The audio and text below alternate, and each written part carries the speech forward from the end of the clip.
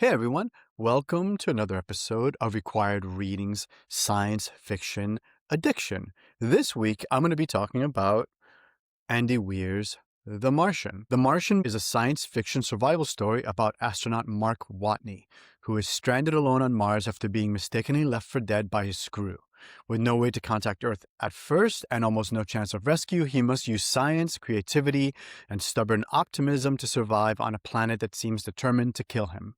The novel is built around one central question: how does a single human being stay alive and stay sane when cut off from the entire world? What follows is a tense, funny, and surprisingly inspiring story about intelligence, endurance, and extraordinary effort required to save one life. So I read this book actually after Andy Weir's much more recent project Hail Mary. Hail Mary, of course, is very sort of on trend right now. There's a movie that came out with Ryan Gosling that's extremely popular. And so I was aware of The Martian before. I remember when the movie The Martian came out. It was directed by Ridley Scott. But I didn't pick up the book then. Instead, I sort of was doing other stuff. I was doing research. I was working towards my degrees. And so I didn't really have time to read a lot of science fiction or fiction in general, or really anything outside of my own personal field that I was working in. And so I didn't read it. I also have a tendency, and this might not be such a great thing, to sort of, if something is super popular, I generally stay far away from it. And there's actually going to be a review that I'm going to do in the near future about another science fiction book that has a very, very similar, or of which I had a very similar response to. But that's certainly my response to The Martian.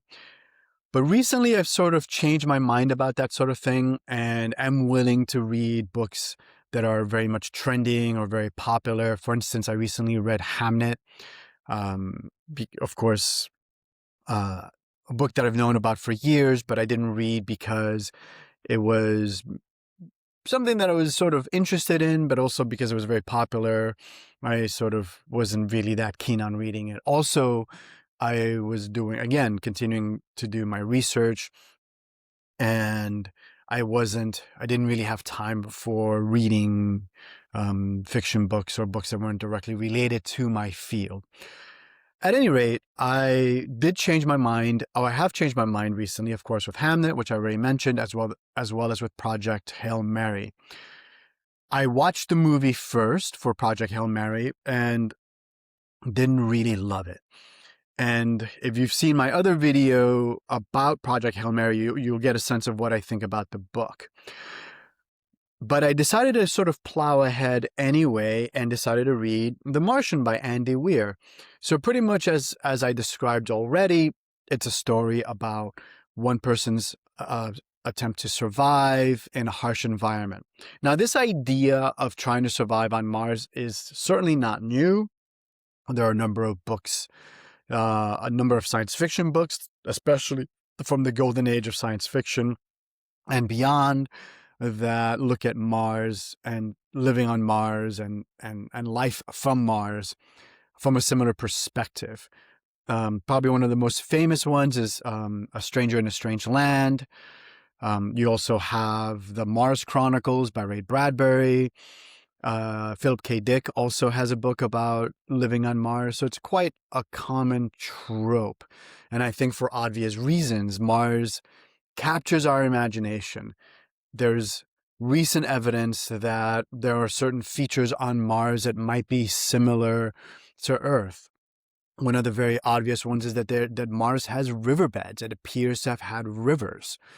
And we now have a Mars rover, a robotic machine that's currently on Mars that is exploring Mars and giving us wonderful images of Mars from as good a perspective as we can get, considering that we have not visited Mars and may never get to do so in the future. So Andy Weir is essentially taking this idea and obviously built his novel around it.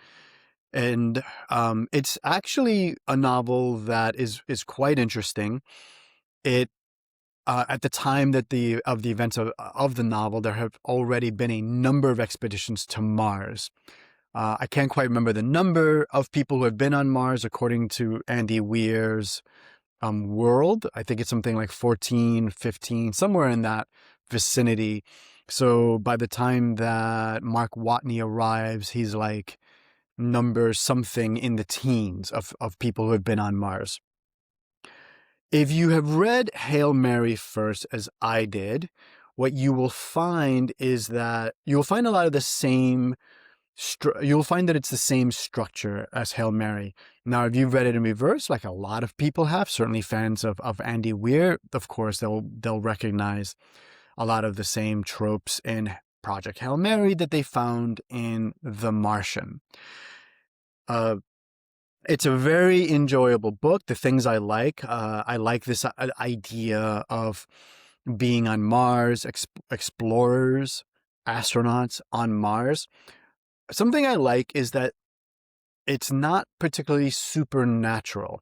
So I think that science fiction, oftentimes it's speculative, and so it imagines a world in which technologies have been achieved that are sort of outside of our reach today. Some of those technologies are sort of fanciful. Certain scientists, astrophysicists in particular, but other scientists will sort of say, well, that's actually not possible for different reasons. Mathematically, scientifically, not possible to travel, for instance, faster than the speed of light. There's no evidence that any object in the known universe can travel faster than the speed of light. And so those are things that science fiction often attempts to bend. There's very little of that in The Martian. In fact, there's none of that in The Martian. It really plays within the scope of what is scientifically possible. I think that's really cool. I think that as a writer, Andy Weir has created these sort of restrictions that then allows him to build a story around. I think that if you're someone who is interested in science and math, then I think that this is really great, because when you're reading this, there's very little in this book that will kind of pull you out of the reality of this book. Because if you're a person who's very knowledgeable about science, you'll say, yeah, that's possible. That's not impossible. I don't have any real issues like a time portal or a wormhole, even though these things are sort of theoretically discussed in the scientific community. There's no real evidence that they exist, and it's all speculative. It's all done on paper. It's all done usually through using mathematical equations, testing these mathematical equations and seeing whether or not they work, and then applying them to certain ideas or notions in astrophysics or in space. For instance, black holes, a lot of which is based on mathematical equations which suggest how black holes may behave, but of which we have very little or very limited empirical evidence for. And so Andy Weir sort of sticks inside or remains within those limitations. And I think that's fantastic.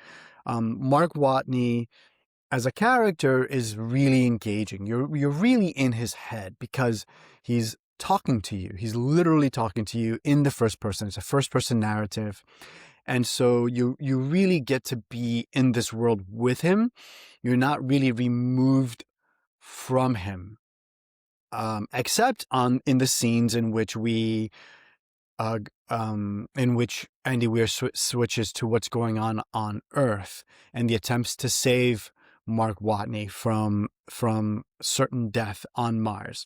Those scenes are in the third person, and so you see other characters get involved in the storyline. But the storyline is primarily a first person narrative from the perspective of Mark Watney, and that can be a lot of fun.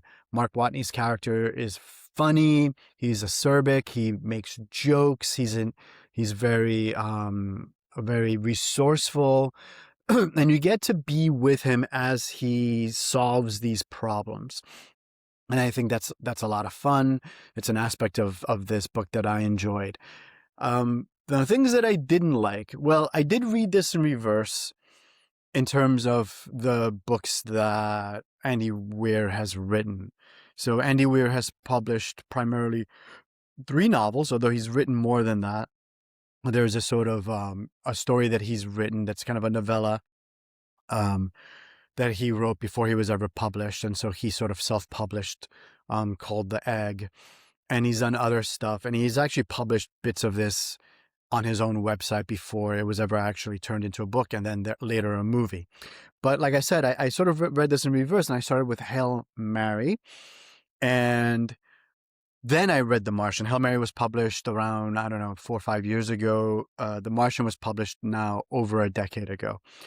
Generally, the science holds up, but as I understand, there's been recent evidence to suggest that the possibility of being able to grow anything on Mars dirt is unlikely because there are certain toxic elements that exist in that soil. So that's something that that Andy Weir didn't know at the time that he wrote the book, and wasn't really known in general until we started to get results from the Mars rover and various research studies based on more recent evidence. That's something that it's really a small thing, but it's an important portion of the book involves Mark Watney, who's a botanist, being able to grow crops on Mars. That's a small thing. So I just kind of want to get that out of the way first. My bigger thing actually is that essentially the characters between The Martian and Hail Mary are basically interchangeable. It's the same person. It's just a different name. And if he had written, it wouldn't quite work, but if he had written Hail Mary as a kind of the same guy, the same character, Mark Watney, going into space to save Earth from astrophage, I actually think that would have worked perfectly fine, because generally, I mean, there would have to be some changes to Hail Mary for one thing. Yeah, a number of changes from Hail Mary, but it would have worked absolutely just fine because they're the same exact character. I think this may be a general flaw with Andy Weir. Maybe his fans won't mind. I do, because I feel that essentially what we have here is really no divergence between the two characters. They're 2 different characters with 2 different names, but exactly the same personalities, the same kind of jokes. The jokes also tend to kind of be a little bit aged. In other words, they feel like they're coming from someone who is a Gen X person, or maybe an older millennial, but actually Andy Weir is in his 50s. So um, that's something that kind of bothered me a little bit. It makes me feel as if I'm reading something that's kind of a bit of a wish fulfillment, as in this is kind of the kind of person that Andy Weir wishes he was. And the character is a kind of it's sort of like if the author himself was, what would I do if I was put in that situation? Maybe that's fine, and some people may have no issue with that. I'm really bothered by this, and I don't know why, but in general, I don't love first person narratives, and because I don't always like to be so close to the character's voice or the character's personality. I kind of like to be a little bit removed. Now, there's advantages to it. I've already spoke about them in this book, but there's some disadvantages. It doesn't often give you, the reader, space to maybe feel, or to maybe sort of come up with your own sort of mental image of the character, the situation, or his personality. I mean, and so that's something that I feel I struggle with in general. For instance, Hyperion, a book, a science fiction book by Dan Simmons, is first person. It's considered to be one of the greatest science fiction novels ever written. But it's written in the first person with a fairly strong voice. Yeah, I tend not to like that. And so those kinds of books rarely make my sort of like top 10 lists, or the books that I kind of go back to. So I struggle with that. The other thing, and I had the same problem with Hail Mary, is that there's a sort of gamification aspect to The Martian. Again, this is something that maybe a lot of people like, and these books are very popular. but it's something that I'm not too crazy about. I'm not sure that coming up with a bunch of problems and then having a character solve them is in and of itself a storyline or even a book. It's kind of just a puzzle game. And so you go from one puzzle to the next, and everything that he does, every time he's doing something, essentially a puzzle comes up and he has to solve it. And I think that for a lot of like the sort of geeks out there, the science geeks out there, the science community, they love this because they're maybe not so interested in the human element and more interested in just like, oh, I'm going to solve this cool problem, because people like that love to solve problems. That's cool for them. But I don't know that that makes a story. And which brings me to the last thing, because of the sort of well, I say last thing, maybe there's more. The gamification of these books, I feel that the human element is really, really poor. The emotional element is really poor.